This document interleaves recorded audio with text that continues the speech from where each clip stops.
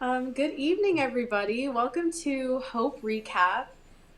We welcome you to ask any questions that you have, and if you want to join in, just go ahead and comment whatever platform you're watching from. We have Pastor John here, who spoke a very powerful message on Tuesday, and Dr. Young here with us as well. We're very happy that they're here to answer some questions. The first question I have is for you, Pastor John, and that would be, what are some practical pieces of advice you would give to someone that may be growing with thorns and, going through a really tough season where God is trying to teach them something, but they're not really, there's no end in sight for them? Wow, it's a very deep existential question that you've just asked right there. Um, I think that at least from what we shared in the message that I gave is that God is only going to allow a certain amount of time for people to go through whatever season they're going through. I'm not saying that God is causing it, God is allowing it, and that may not cause necessarily someone to be like, oh wow, yippee, like my season seems to be longer than others, but when you look at nature, some winters are longer than other winters, some summers, some springs are longer than others, but it's only for a time. And I think what is very helpful for anyone, as for me at least, knowing that not just these seasons are going to be temporary, but God is going to be with me in those seasons. Now, whether it's a season of learning or unlearning, that's something that you can only look back in hindsight. But in those moments where it's only difficult for you to see beyond, your situation, just look at, God and say, you know what, I don't know what's going on. I don't know what you're doing, but I'm going to trust you through it. And that, I think, maybe some piece of advice to help someone going through that. Mhm. Dr. Young, do you have anything you'd want to add on to that? Now, I think what John said is spot on, and I think one of the things that helps when you are going through this, and it seems like it's never ending, is to understand that not only are you holding on to God, but He's holding on to you as well. And there are times when you feel like I just can't hold on anymore. That's okay, because dads have big hands and they hold on to their kids. And Mm. so when you feel like you can't hold it anymore, just let God hold on to you. Yeah, that's a beautiful response. The second question I have here are, what are some key verses that come to mind that help you remember that Jesus is still in control? I'll let you go Doctor. first, Dr. Yeah. Bill.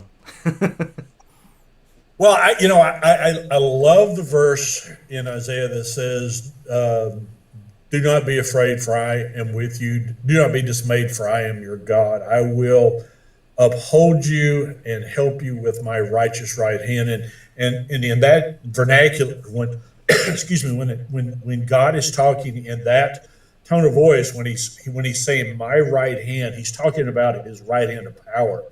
And so I there are times when I struggle with fear, doubt, and anxiety, and I will just simply focus in on that particular verse because that's coming directly from God. And I have to remind myself that two things. Number one, if God says it, it's got to be true. And number two, it's a promise from God that He is going to help me and He can't break His promises. And so that's always been very helpful to me. Yeah, I think for me, Matthew 28, where he talks about the Great Commission, about how go ye therefore to all nations, about, and going through all the Great Commission. I think at the tail end of that Great Commission is one of the greatest promises that Jesus has given, is that I will be with you until the end of the age, right? So he's not just going to be with you when you do good things or bad things. He's going to be with you, meaning he's going to be in it with you as you are moving forward Yeah. in whatever season, whatever, if you're, up, down, you're on the wayside or the far side, he's going to be with you. And I think for me, that's probably one of the greatest promises that has given me comfort over the course of my life. Great. Yeah, those are very good responses.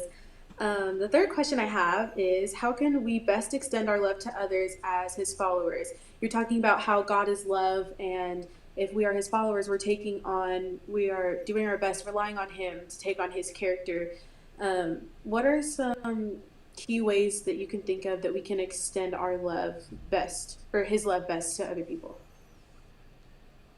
Well, Pastor, go first. okay. I think just when we talk about the nature of love, right? Love has to be more than a feeling. Has to be more than emotion, right? When God identifies as love, love it's a verb. It's not just a noun. It's not just a feeling. It's intangible action, and it's not just it's not, and the action in of itself is other centered, meaning that you are doing something for the benefit of somebody else as opposed to benefiting you, right? Because most of the time when we think of love, it's like, oh, I'm going to love somebody if they love me back. But Jesus said, like, what does that do, right? Like, of course, even those that don't believe in me are going to do good for those that love them. But he says, love your enemy. And that's probably the most difficult thing that we can do, because we don't want to love people that don't love us back. We want to get back at people that hurt us, right? But that's completely the opposite in God's kind of kingdom, in God's character, where when we were sinners, Christ died for us. And so, in other words, he is willing to put his life on the line for those that are hostile to him. And so what we can do, especially as a Christian witness in this kind of age that we live in, where everybody's polarized, everybody, hates the other person who doesn't believe the same way. I think having conversations, being able to listen, being able to empathize, being able to help those that can't, that may not necessarily want to help you. I think just having just that kind of attitude and compassion, first of all, is really key. But also, just little things, smiling, being friends with people that you may not necessarily, hang out with or agree with. I think that just little things like that, but taking someone out to lunch and just listening to their story can go a long way. I think that's a great lead-in, John. And the other thing I think we have to understand as humans and as people who live in a Western culture is that we have romanticized the idea of love, and we think that it should flow easily. Back in the 70s, there was a movie called Love Story, and the key line in there, which is the world's biggest lie, is love is never having to say you're sorry. And love is always having to say you're sorry when you are. The other thing I think we have to remember about love is love can be hard work. When we are, as Pastor John said, when we're dealing with issues that we're dealing with today, these make us uncomfortable. Sometimes we don't like to talk about them, and other times we like to talk about them too much, and we lash out at others rather than putting in the work that it takes to just sit and listen. And just by sitting and listening, you can break down a huge amount of barriers. And the other thing you got to remember is that when we listen to other people, we're not necessarily agreeing with them. There's nothing in there that says I have to agree with someone, but there's a big difference in when we listen. And I think that's one of the things that we're missing right now in our world. It's showing the love in the fact that no one wants to listen. We all want to talk. We all want to put our position forward. And I'm a firm believer that Jesus did an awful lot of listening to the people that came to him. And so if we're supposed to follow his example, that's what we should do. Yes, I think that is a very great answer. Actually, the other day, my friends and I were talking about how God loves us, and I know that you're talking about the risk of God, us trusting God and relying on His love, but we were kind of talking about it like the other way. How currently it's like we as humans, we give so many chances, and let's say hypothetically, you have this friendship and that person just keeps flaking out on you, or something like that. It's like, that's it, I've had enough. I've given you so many chances, and you never listen to me, you never do any of this, and you never want to hang out with me, and I've done everything for you, that I'm just going to walk away. And I was, sitting there thinking, how many times have we been that way with God? That God's been so good to us, and that God's been extending His love to us, and that we're just kind of like, okay, that's great, and we'll just go off and do our own thing, and then we'll come back and be like, hey, I kind of, and we as humans, if that's happening with us, we'd be like, okay, you're being toxic to me, then that's it, that's the end of this friendship, relationship, etc. But I've also liked to twist it and think of it as God risking with us, because he knows that love is being a choice, that we can turn away from him any minute and be like, you know what, I'm done. I don't want to serve you anymore. I don't want to do what you called me to do. I'm sure I could be more successful in this. And like the prodigal son, as you mentioned, Pastor John, just whenever we do come back and we realize that God was right, and we might feel guilty, like, yeah, he's right, but he's never going to forgive me. He's never going to, and he's just waiting. Like, he has been waiting the whole time for you. Like, he never left and was like, you know what? They'll be back soon, so I'm just going to like leave. And then when they're like about to come back, I'll be here. Like, no, he was there the whole time waiting for us. And yeah, that was just something that your sermon had brought to mind. So, Well, I'm glad that y'all had that conversation. I think that God is a lot more gracious than we give him credit for. God is more loving than we give him credit for. I mean, when we put God's love in our terms, of course, it doesn't make any sense, because naturally we're selfish, right? If like we give people chances, if we even give them a second chance, right? We're like, if you mess yeah. up one more time, it's over. But that's not the way God works. He will give us every single opportunity to come back into a relationship with him. But you know, God also understands boundaries. Like, if you don't want him, he won't force it, right? And that's the thing that people have to understand, is that love is always other-centered. It's never self-centered.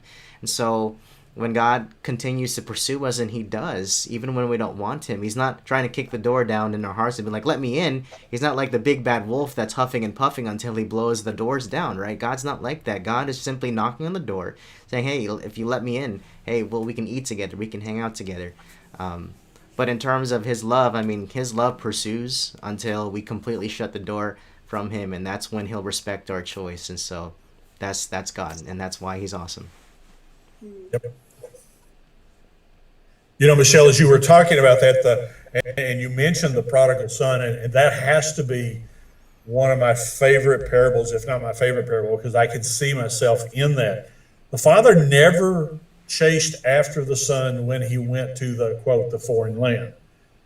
But the father got up every day and watched for his son to come home. And just like you said a minute ago, and you did really well with that, in the fact that many times we say, okay, I've given you 2 chances, 3 chances, hey, I'm out of here. God was always out there watching for his son to come home. And there were a number of reasons that we don't have enough time to get into tonight. But God always looked for his son to come home. And when he decided to come home, he was there. Yes, I think that is a very beautiful illustration, for sure. Uh, do either of you have anything else you'd want to add on, or any idea that might have popped into your mind while we were talking?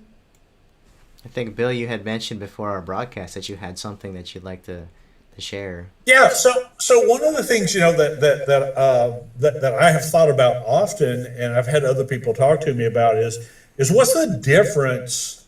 And Pastor John, I'll throw this out to you, and then if we have time, I'll add my spin on it. What's the difference in between God allowing evil in the world and God causing evil in the world?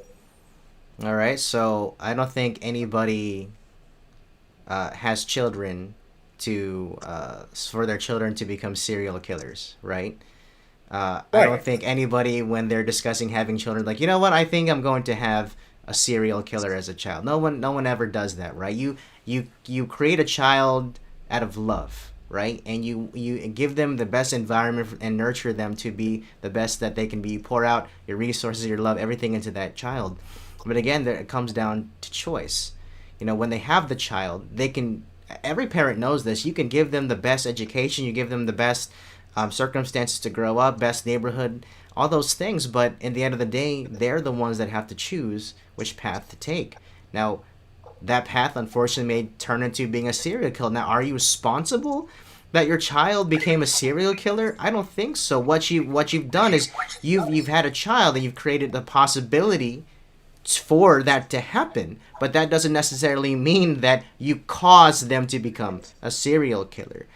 Your intention was to create a child, raise them in a way that they'll go another direction besides being a serial killer, but ultimately you can't fault God for that serial killer. You can't fault the parent, of course, unless they're abusive and all those other things. But let's assume that they're good parents and they do everything they can for that child. Then you can't blame the parents for that, because that child that eventually grows to make their own decisions, they're ultimately the ones responsible for that choice to become a serial killer. So I don't know if that metaphor helps, but that's how I look at it. You have children, again, you create the possibility of a serial killer, but you're not the cause of that. That's excellent. I really like that, in the fact that, this ties in really well with what you said in the opening presentation about the importance of free choice. So thanks. Thank you. All right. Well, Seems like everybody online is kind of quiet. No one aside from Rebecca even said good evening. So, hey, those of you that are catching us on the chat, please say hello or something. Let us know that you're there.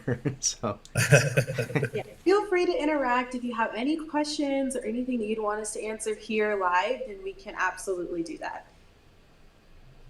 Absolutely. This is going to be a conversation amongst all of us, from distances away. This is going to be much more valuable if we discuss. Well, thank you, Mary, for the praise. It's awesome. Yes. But it's maybe just the first episode jitters or something. I'm pretty sure that they'll have some more other things to say next time, I guess. I think you're right. I think you're exactly right, Pastor John. Mm-hmm. Well, to the best of my knowledge, this concludes our Hope Again recap. We will have this meeting, I believe, next Tuesday? No, tomorrow night. We'll have another recap tomorrow night. Yeah. Tomorrow night. Yeah. And that is it. Everybody have a good evening. Okay. Thanks, Take care, everybody. everyone. We'll see you at 7:30 for our next presentation.